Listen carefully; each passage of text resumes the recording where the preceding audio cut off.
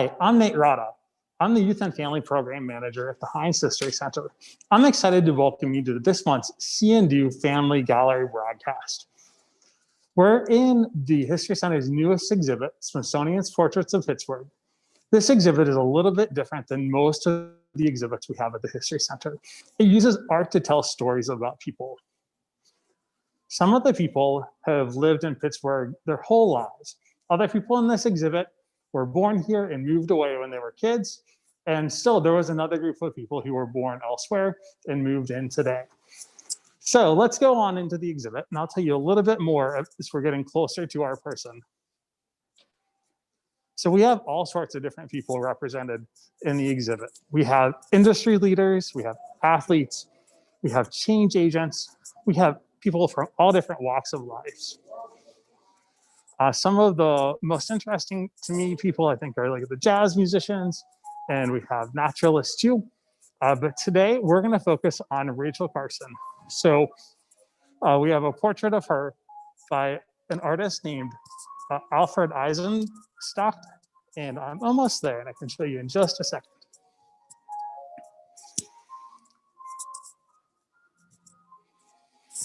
So here is our portrait of Rachel. Unfortunately, the original portrait couldn't come with us to the History Center, but we thought her story was so important that we wanted to include it here. So these portraits are generally on loan from the Smithsonian's National Portrait Gallery. So you can see the portrait right there. And like I said, it's a portrait of a woman named Rachel Carson. So Rachel was born in Springdale, which is about 15 miles north of Pittsburgh along the Allegheny River. She grew up on a farm, which really helped to inspire her love of nature. She also really loved writing. Whenever she was about 8, she had her first nonfiction story published in a magazine, and her love of writing just continued to grow from there. She graduated at the top of her high school class, attended what is now Chatham University, and then Johns Hopkins University too. After she finished her schooling, she was the second woman to have a full-time job at the United States Bureau of Fisheries when she became a junior aquatic biologist. Rachel frequently worked in the Chesapeake Bay area and studied fish as well as the fishermen who lived there.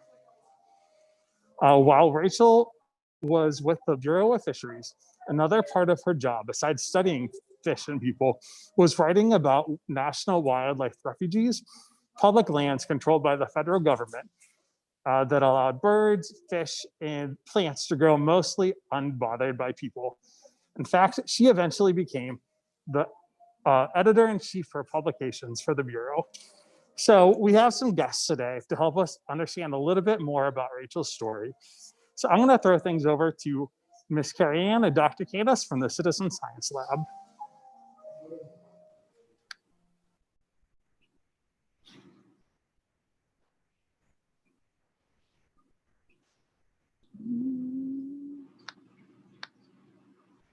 Hi, everyone. My name is Miss Carrie Ann, and this is my colleague, Dr. Candace. Together, we manage the Citizen Science Lab.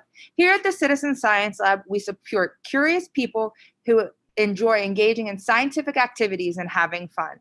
I myself have an educational background in teaching and just happen to love science as well. And Dr. Candace is a scientist who shares scientific experiences with citizen scientists like you. So Rachel Carson was a great scientist to learn about because she is in fact from the Pittsburgh area as well. And another fun fact that connects me and Rachel Carson together is that we both conducted research for the federal government while living in Silver Spring, Maryland. And while in Maryland, Rachel worked for the Bureau of Fisheries, which is now called the U.S. Fish and Wildlife Service. And as Mr. Nate mentioned, she began to focus her nature observations and began to draw conclusions. Ms. Carson studied around the Chesapeake Bay area, which is known for its delicious blue crabs, which I do miss since moving away from the area. And as she researched and she wrote, she always had an underlying sentiment of why humans should be very considerate of the environment. And the requirement of conservation was very important in her writing sentiments. Our experiment today is going to simulate an oil spill. An oil spill is one example of how humans can have accidents that can dramatically damage and change our environment. Imagine a layer of oil on top of a body of water. Usually there are large ecosystems near water. How do you think plants and animals would be affected if they were covered in oil? Could birds still fly? Can fish see and eat any food? Can the plankton produce oxygen under a layer of oil? These are all things that we're going to explore. And I'm sure that these are some of the questions that Miss Carson asked herself while making observations of ecosystems in and around the Chesapeake Bay. So this activity, again, will teach us the importance of nature conservation. And what is nature conservation? So nature conservation is a movement which is focused on protecting species from extinction, maintaining and restoring their habitats, and enhancing ecosystem services and protecting biological diversity. So we want to make sure that whatever us humans are producing is not affecting the environment, whether it be plants or animals. And if it is, we need to make some conservative efforts to try to protect those ecosystems. So let's get started on this activity that's going to show us how scientists try to clean up oil spills in order to conserve their environments and the ecosystems. All right, everyone, now it's time to grab your oil spill cleanup activity sheet and the materials. So today we are going to need 4 tablespoons of vegetable oil. If you don't have vegetable oil, you can also use peanut oil or canola oil, baby oil. Any sort of oil will work for this activity. You also need some food coloring. We have green today, but if you want, you can use blue to simulate an ocean, or you can even use yellow or red. Or if you want, you can even make your own color by mixing some. We're going to need 4 cups of clear water. So go ahead and grab your measuring cup. If you need assistance, just go ahead and ask an adult to help you. We're going to need a clear bowl. So you want a bowl that's big enough to hold all 4 cups of your water for today's activity. You're also going to need a fork. You can either use a plastic fork or a metal fork.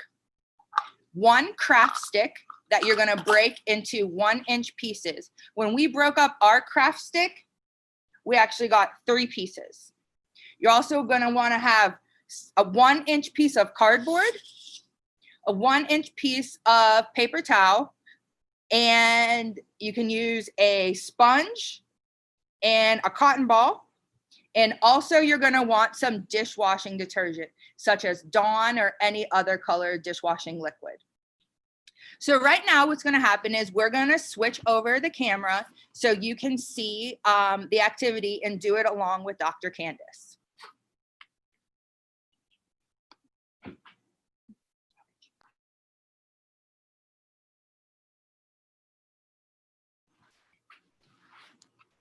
All right, so first things first, in our oil spill cleanup demonstration. Again, remember Miss Carrie Ann said we needed our large clear bowl, which is seen here.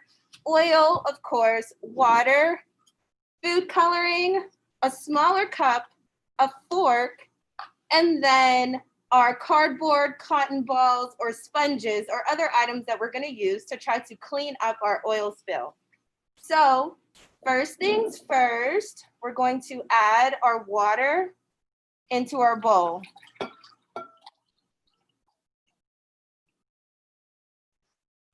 So this can represent a lake, a bay, a pond, or even the ocean. Next, we're going to take our small cup and add 4 tablespoons of oil into our small cup.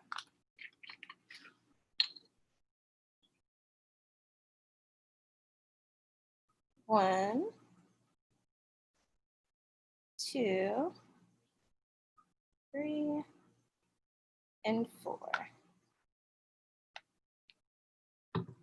All right. And of course, our oil is going to represent our oil.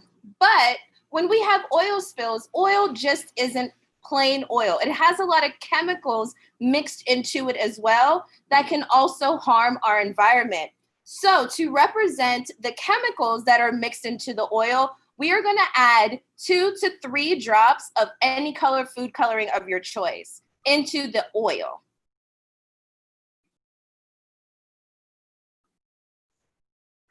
All right, now that your food coloring's in your oil, you can notice that it's really not mixing in. So we're gonna use the plastic fork we asked you to gather to whisk the food coloring into the oil. So again, it's not gonna completely dissolve or mix together, but you wanna try to break your food coloring spots up into as small as possible. So now you see them all dancing around in there and broken up nice and well. All right, so now we have our oil with our chemicals in it. So now into our bowl that has our 4 cups of water, we're going to carefully pour our dyed oil into the center.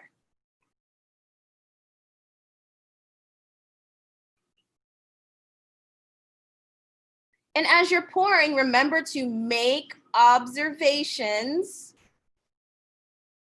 of what's going on. Wow, Dr. Candace, it looks like our oil is forming blobs on the top of the water. Yes, it is. That is because oil is hydrophobic, which means it doesn't like water. And now we could take one of our broken pieces of craft stick and float it in the middle of one of our oil blobs. And this is going to represent an animal or a large boat or something of that nature. So if you keep observing, you can also see that the food coloring or the chemicals that were added into the oil are now starting to leach out of the oil and actually turn our water the color food coloring that we chose. So right now, I'm observing that there are small green streaks coming out of the oil and into the water. And this is an important observation again, because chemicals can leach out of the oil and into the water and cause harm in our ecosystems. All right, so how are we going to clean this up, right? That's the major point of conservation. Even though humans do cause some problems, with conservation, we could try to clean them up and conserve them or bring them back to normal.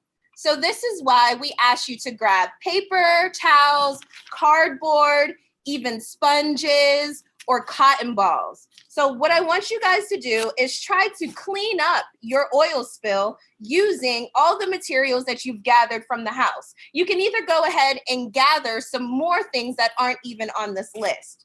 So first things first, I'm going to try to take a piece of paper towel and drag it through the water and make some observations. So I can see that the water is being absorbed into the paper towel and not so much the food coloring and not so much the oil. So this paper towel really isn't doing nothing much for me other than pushing this oil around. All right, let's try cardboard. Paper still, but it's a little thicker. You think it'll do a good job?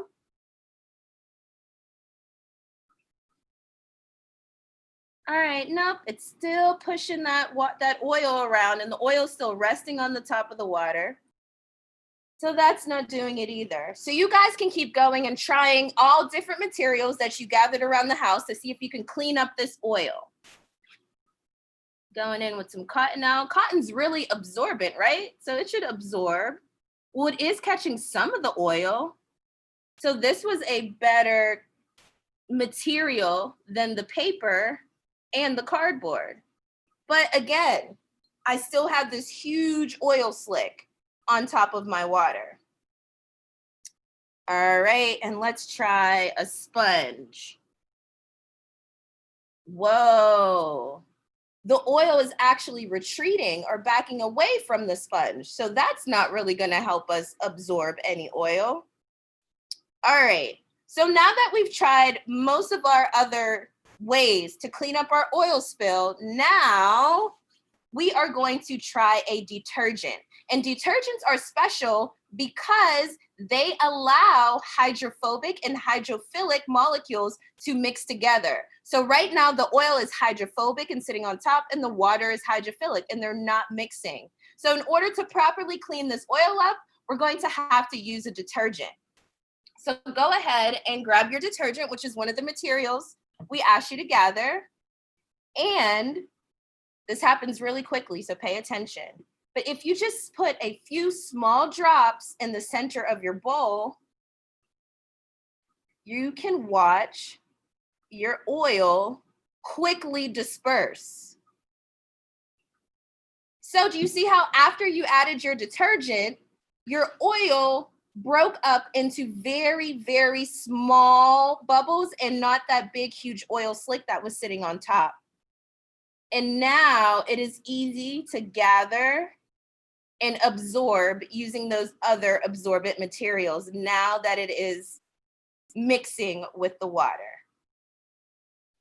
All right, guys. Well, thank you for completing this activity with me. I hope you guys made some great observations and drew some great conclusions, and use this activity as a tribute to Rachel Carson, as she was very involved with the work of cleaning up our ecosystems and habitats that were very close to human life. Now back to Mr. Nate. All right, that was a really cool experiment. I really enjoyed being able to see all the different materials that you could try and how we could actually make it work. So like I said before, Rachel really loved writing. And she, in fact, wrote 3 books about the ocean: Under the Sea Around Us, and The Edge of the Sea. She was able to successfully blend science and writing for a popular audience. Later on, Rachel made a big shift in what she studied. She was still really interested in conservation, but instead of studying fish, Rachel focused on how people impacted the environment, kind of like we already talked about a little bit. She became really interested in baby bald eagles and ended up working with citizen scientists who worked at Hawk Mountain in eastern Pennsylvania. While she was learning about the baby bald eagles, she learned more about a chemical called DDT. DDT was a chemical that people used to control mosquitoes and to try to stop the diseases they carry to help keep people safe. Over time, though, we learned that DDT can have a lot of other effects too. In a minute, Citizen Science Lab can talk to us about the concept of biomagnification. But one thing that Rachel and the citizen scientists saw was how the DDT affected baby bald eagle eggs. So it made the shells much thinner, so many of the eggs didn't hatch and become baby bald eagles. Even though bald eagles are the national bird of the United States, it was an endangered species at that time. Eventually, after years of writing and editing, Rachel published Silent Spring, which helped to tell this story to a larger audience. Like her books about the ocean, it combines scientific research and an engaging writing style. And as a result of Rachel's work, bald eagle populations are much stronger today. So Citizen Science Lab, can you tell us a little bit about citizen scientists? What does that term mean, and how is that different than a quote unquote regular scientist? And what are some of the things that Rachel learned from the work she did with citizen scientists?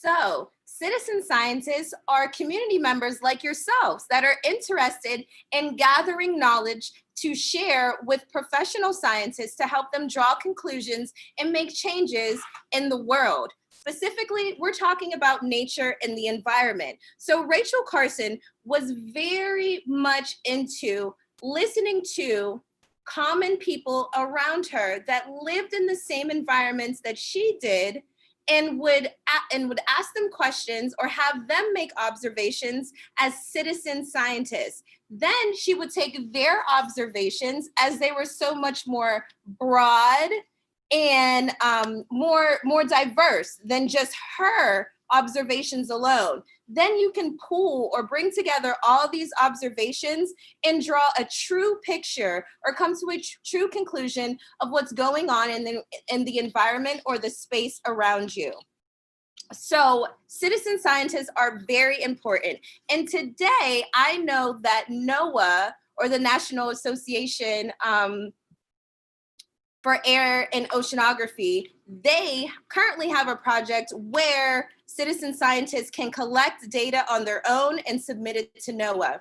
They also have videos of different environments that we may not be able to travel to right now, and where you can log in and make your own observations and take your own notes in your notebook. So we're gonna have a second activity today where we're gonna take a few minutes to demonstrate biomagnification. So biomagnification, again, is the concentration of toxins in an organism as a result of ingesting other plants or animals in which the toxins are more widely dispersed.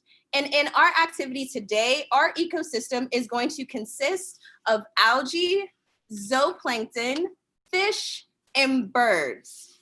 So Miss Carrie Ann is going to take you into our next activity, and you can follow along using this activity sheet here. 1 moment.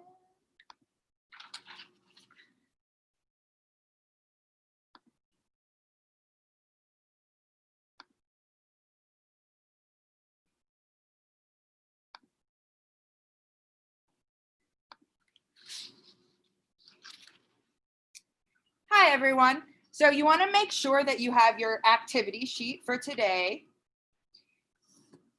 So what you're going to do is first you're going to take your piece of paper that we have. You're going to cut this paper with a pair of scissors into 20 pieces. They should probably be about 2 by 2 inches each.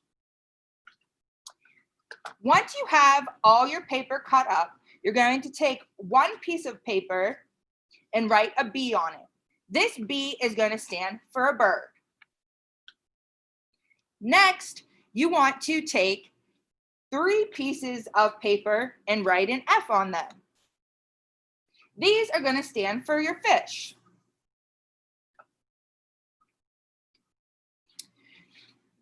You're going to take your next 6 pieces, go ahead and write a Z on them. That's going to stand for our zooplankton. Then on the remaining 10 pieces, we're going to write an A. This A is going to stand for our algae that's going to exist in our stream or our creek or our pond we're working with. After you write an A on your 10 cards, you're going to go ahead and write a number 1 in the bottom right corner.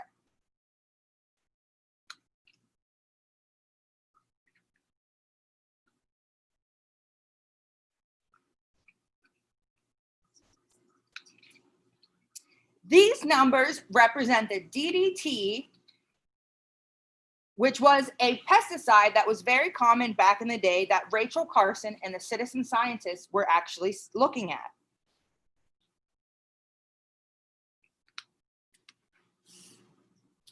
Once you have all your A cards, these are our plankton, algae. And what do we think eats algae in our ponds and our lakes? If you guess zooplankton, you're right. So now what you're going to do is you're going to take your A cards, go ahead and break them up, and we're going to let our zooplankton go ahead and eat our algae. Put one there, one here. I'm going to put one here and another one here. So what we have right now is we have 4 zooplankton who all decided to eat some algae. Now, what we need to do is we need to calculate the amount of DDT that got passed from our algae to our zooplankton. The way we do this is by looking at the numbers on our algae under our zooplankton. So our first group right here has 3 algae. Each algae has a 1 on it. 1, 2, 3. So this means this zooplankton absorbed 3 parts per million of DDT. Our second zooplankton, he only had 2 algae, so he absorbed 2 parts per million. Parts per million is the way that they measure chemicals and pesticides in chemistry and science. Our third zooplankton, he ingested 3 algae, so he gets a 3. And then our last zooplankton, he only ate 2 algae, so he got 2 parts per million that transferred on. Now what we're going to do is figure out who eats zooplankton. Well, it is fish. So our fish are going to swim around and they're going to eat. This fish ate this group of zooplankton and this group of zooplankton. This fish ate this group of zooplankton and this group of zooplankton. And this fish ate this zooplankton. All right, so now we need to figure out how much DDT was absorbed by our fish from the zooplankton. So our first fish ate 2 zooplankton, so 3 plus 2 is 5. So he now absorbed 5 parts per million of DDT. Our next fish also had 5.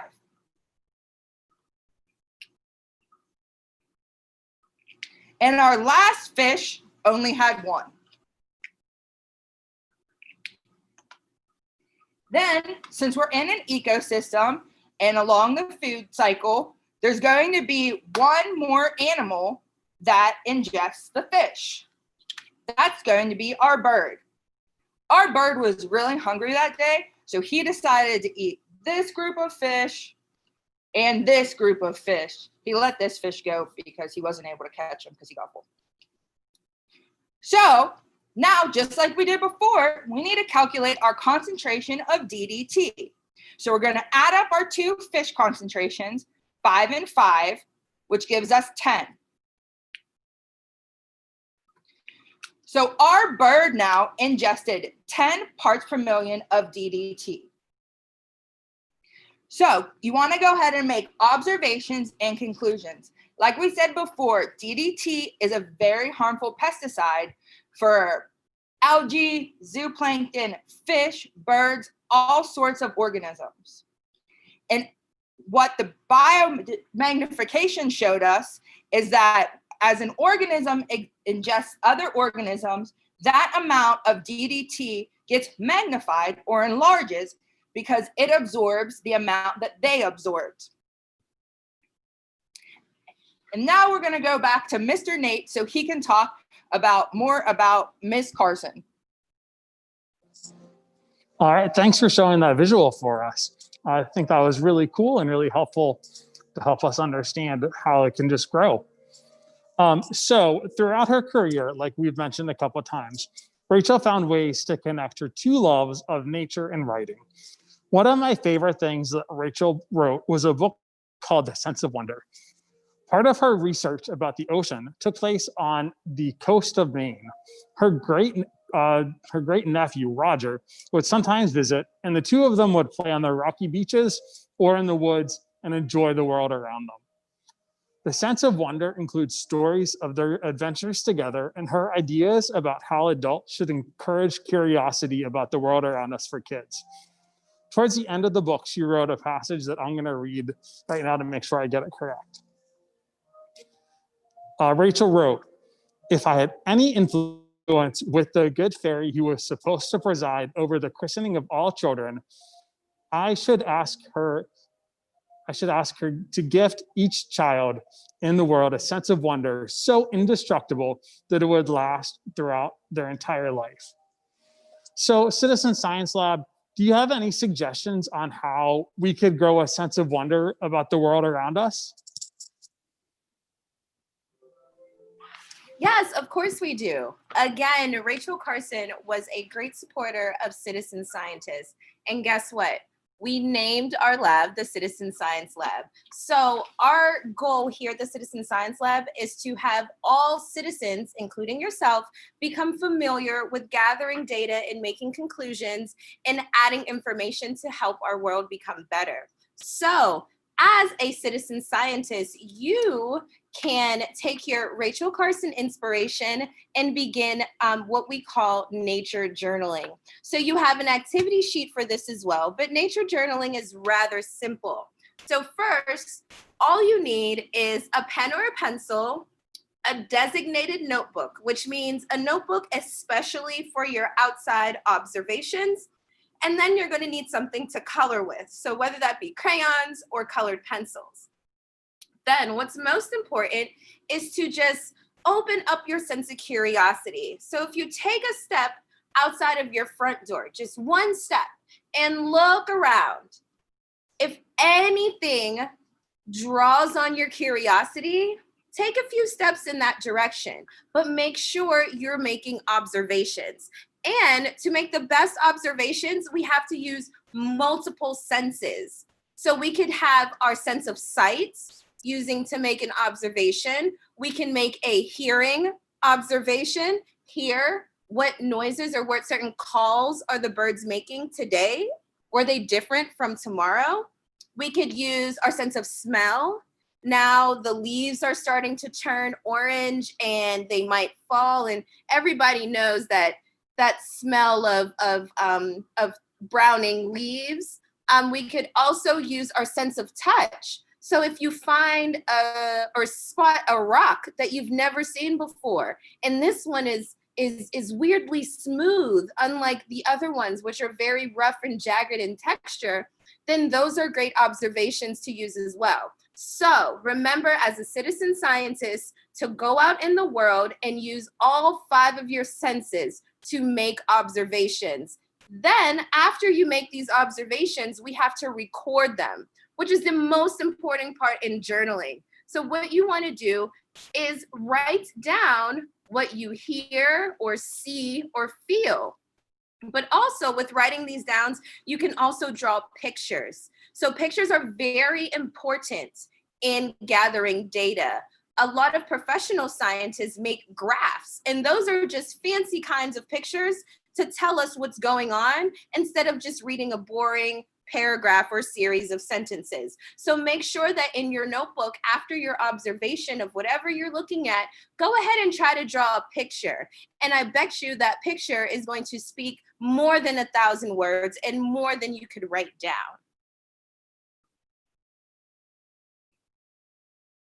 And I think that is it, Mr. Nate. All right. Well, thank you so much for joining us today. It was really fun to have you on, and I really enjoyed your activities to help bring Rachel's story to life. If you didn't get a chance to pull everything in advance, all of the supplies are listed on the YouTube video description. So you can either do them on your own or you can rewatch the video and do it along with us then. So thanks again for joining us, Ms. Carrie Ann and Dr. Candace. And hope everyone can join us next time for a future Family Gallery broadcast. All right, thanks very much. Thank you. Bye. Bye.